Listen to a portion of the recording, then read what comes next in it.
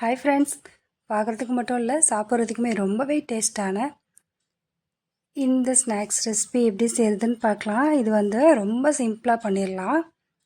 2 வாழைப்பழம் இருந்தாலே போதும், ரொம்பவே சிம்பிளாக பண்ணிடலாம்.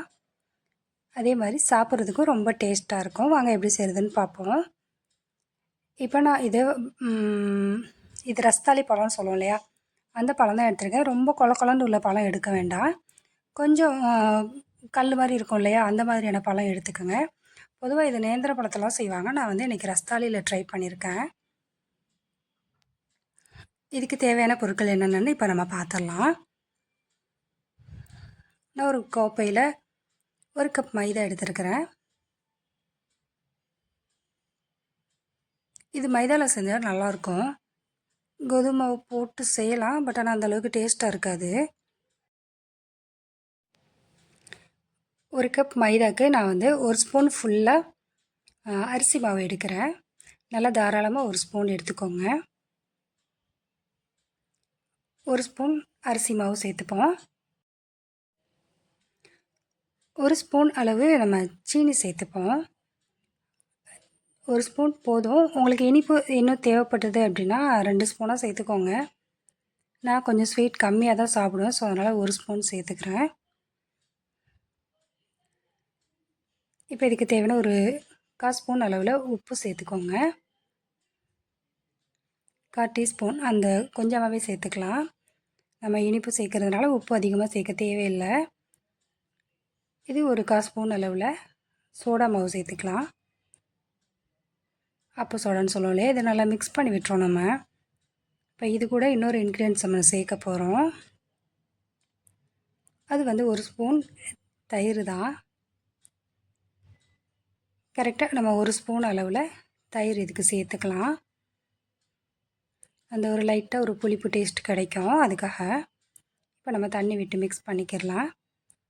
கொஞ்சம் கொஞ்சமாக தண்ணி விட்டு நம்ம அந்த ரொம்ப தண்ணியாகவும் இல்லாமல் அதே மாதிரி ரொம்ப திக்காகவும் இல்லாத ஒரு பதத்துக்கு மாவை ரெடி பண்ணிக்குவோம்.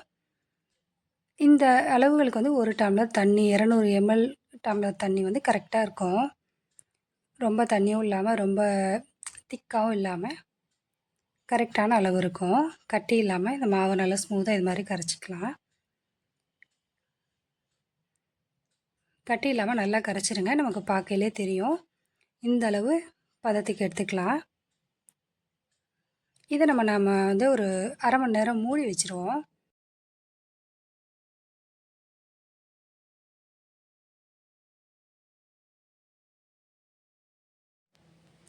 நல்லா ஒரு அரை மணி நேரம் ஊறினதுக்கப்புறமா நம்ம இதை ரெடி பண்ணி பொரிக்க ஆரம்பிச்சிடலாம்.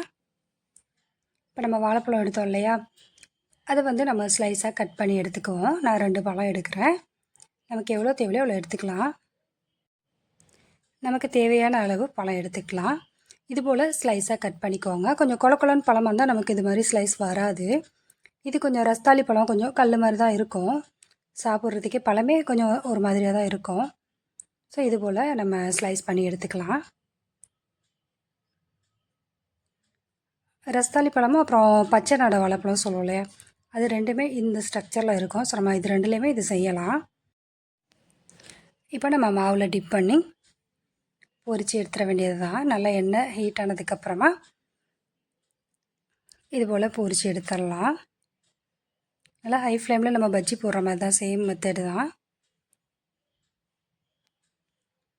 ஏன்னா மாவு கொஞ்சம் ஒரு அரை மணி நேரம் ஊறிடுச்சு இல்லையா, ஸோ நம்ம போட்டோன்னே உள்ளுக்குள்ளேயுமே நல்லா வெந்துடும். அதை ஸ்வீட்டுமே நம்ம நிறைய சேர்க்கல, அதனால் உள்ளுக்குள்ளே சீக்கிரமாகவே வெந்துடும்.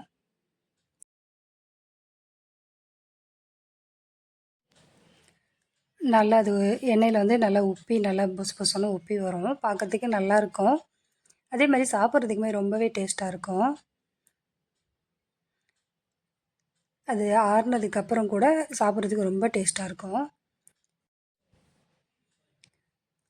ரொம்பவே ஈஸியாக நம்ம இது எப்படி செய்கிறதுன்னு பார்த்தாச்சு. இது நம்ம வீட்டில் இருக்க பொருட்களை வச்சு நம்ம ரொம்ப ஈஸியாக செஞ்சிடலாம். இது மாவை நம்ம ரெடி பண்ணி வச்சுட்டு ஒரு 1/2 அன் ஹவரில் டீ அடுப்பில் போட்டுகிட்டே கூட நம்ம இதை டக்கு டக்குன்னு போட்டு பொரித்து எடுத்துடலாம். நல்லா 2 பக்கமுமே கோல்டு கலராக வந்ததுக்கப்புறமா நம்ம இதை எடுத்துக்க வேண்டியது. நம்ம ரெடி பண்ணி வச்ச எல்லா பழங்களையுமே நம்ம ஸ்லைஸ் பண்ணி வச்ச எல்லாத்தையுமே நம்ம இது போல் போட்டுக்கலாம்.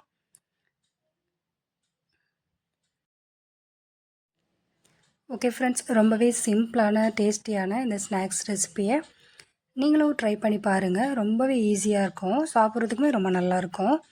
அவசியம் ட்ரை பண்ணி பார்த்துட்டு எப்படி இருந்துச்சுன்னு கமெண்ட் பண்ணுங்கள். வீடியோ பிடிச்சிருந்தால் லைக் பண்ணுங்கள், ஷேர் பண்ணுங்கள், கமெண்ட் பண்ணுங்கள். மறந்துடாமல் சப்ஸ்கிரைப் பண்ணிக்கோங்க ஃப்ரெண்ட்ஸ். தேங்க்ஸ் ஃபார் வாட்சிங்.